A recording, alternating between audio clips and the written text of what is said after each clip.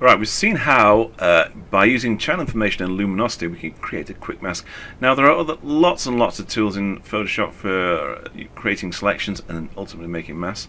Don't forget we went back in there, we held the control command key down and clicked on, a little square hand appeared and we chose the luminosity and then used it to create some very simple masks to work on this file of Will Alsop's chips building in New Islington. If we try to choose the luminosity of this, you can see there we hold down the control and click, nothing happens, you get a little warning sign. If we try on the background copy, we'll hold down the control and click on here, nothing happens in the blue, but if we go into the file, it's a little icon itself and hold down the control and click, control or command and click, it selects all of it. So it's not really selecting luminosity, it's selecting the whole file. So that's not much use to us if we want to select a specific area. So let's just bin that. And I'm going to concentrate on this little bit area, this reflection of the block of flats New Islington. I'm going to use the quick selection tool there I just selected. I'm going to make sure it's in the plus mode with auto enhance on, which is just up here. It's additive mode with a little plus sign above it there, and I'm just going to leave the automatic enhancing on it. Let Photoshop do some of the work for me, and I'm really just going to mouse down in this area here. I'm going to click down.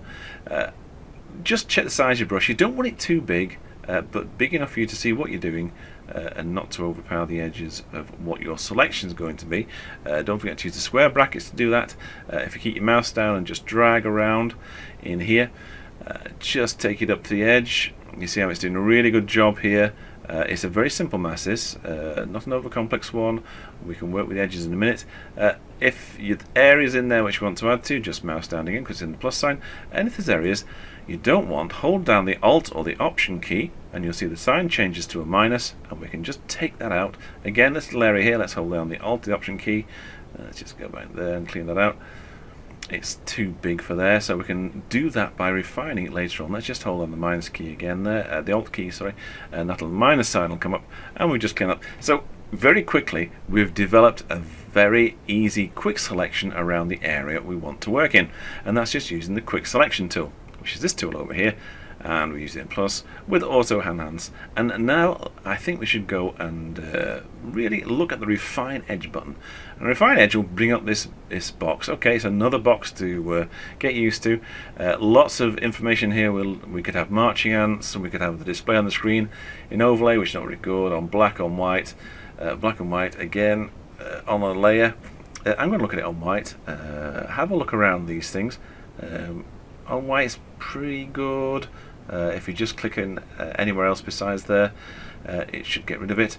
Smart radius. Let's have a look at what the radius is. So if I just drag that up by, what, 3.5 pixels, just go onto white, you can see that Photoshop is trying its best in that radius area to define what you're trying to find with your quick selection.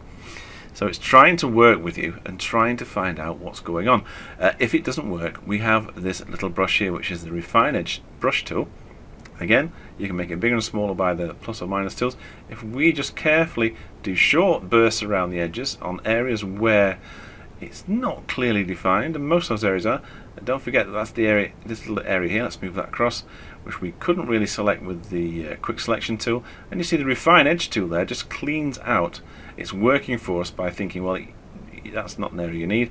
We won't look at decontaminate colours at the moment because we're not really looking at hair or clothes which are going to decontaminate an edge. And we've got a pretty useful working selection here which we can convert into a mask, or we can use with an adjustment panel. So if I go to the brightness and contrast and click on that, if we go into our layers, we'll see that selection has been loaded into the mask element of the adjustment, and we can use that. So it's white to reveal, black to conceal, don't forget that, and we can work on the contrast in there. You can see there's the contrast is also affecting the colour and the brightness as well. Sliding around those sliders, don't forget to experiment, play around, have a look, see what's happening. I'm not going to give you any fixed numbers because you'll be working your own files, and some of my numbers, which those on the right hand side there, won't make sense. So we've seen there, we've actually just worked in that area there. We've made a selection using the quick selection, refine the edge quickly.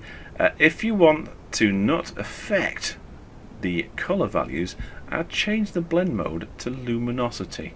Okay, from normal to luminosity. We've got our mask. We've created the mask in there. Like I said to you last time, once you've created the mask, just save it. It'll take 2 seconds, well maybe 10 seconds. Rename it. This is New Islington. So if we save this, if we flatten this, if you're just saving as JPEGs or whatever else, let's just check on that. So flatten it down. You'll see there our saved mask is still retained in the file. And we can use that by clicking on it. We can use a little icon down the bottom here to click. Let's just load that up first, then click on there. That'll load that back in as a selection. We can invert it, we can take it back in again, we can use it to do other things with this image. It's a quick way of using a selection tool to create a layer mask.